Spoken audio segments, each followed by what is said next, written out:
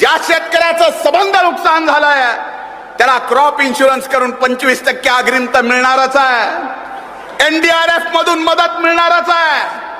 आणि एवढंच नाही, खऱ्या अर्थानं आता आपला शेतकरी सरकारचा लाडका झालाय.